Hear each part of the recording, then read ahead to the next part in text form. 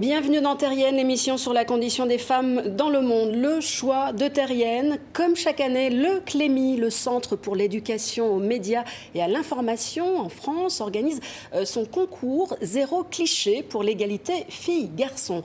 Écoliers, collégiens et lycéens et lycéennes, bien sûr, sont invités à déconstruire les stéréotypes sexistes dans les médias, la mode, le sport et évidemment l'école. Terrienne est partenaire de ce concours. Alors je vous propose tout de suite de voir un extrait de la vidéo récompensée dans la catégorie lycée, baptisée Chronique sexiste. Elle a été réalisée par des terminales du lycée d'enseignement professionnel rural Jeanne Antide de Grenoble. T'as compris t'habiller là? Ah c'est bon, commence pas, c'est qu'une jupe, en plus elle est même pas courte. Pas courte? Tu rigoles? On dirait une chaudasse. Vas-y c'est bon, tu me saoules. C'est toi qui me saoule. Non mais vous avez vu comment il lui a parlé sérieux, ce sexiste? Le pire, c'est que c'est devenu tellement normal. Ben, moi, hier, j'ai vu une émission sur le sexisme. Et ça existait déjà à la préhistoire. Il racontait que la femme, elle restait à la grotte pour s'occuper des enfants, elle fabriquait des outils et puis elles étaient chargées de la cueillette. Par contre, la chasse était réservée à l'homme. Parce que, à cause de l'odeur des règles, ça attirait les prédateurs. Toi, restez grotte, sinon, toi et règles de sang rouge nous faire mourir. Voilà, pour voir la suite de ce film, rendez-vous sur le site du Clémy. Et on reste justement dans le domaine de l'éducation pour notre coup de griffe de la semaine. Le Parlement roumain vient d'adopter un amendement à sa loi sur l'éducation qui veut interdire les études de genre dans les universités roumaines.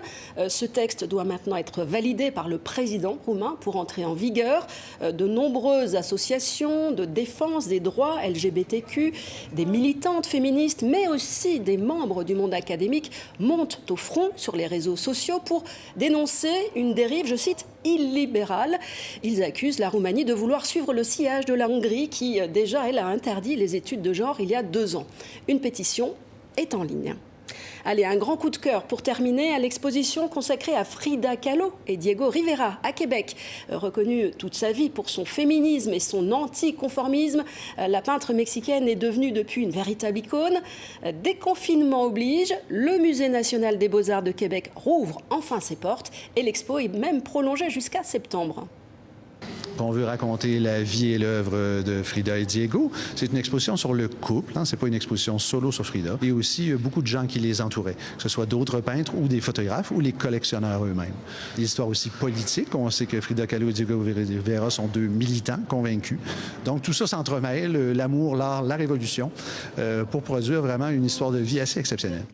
Voilà, des infos et bien d'autres choses encore sont à retrouver sur le site de Terrienne. Et sinon, rendez-vous ici même la semaine prochaine.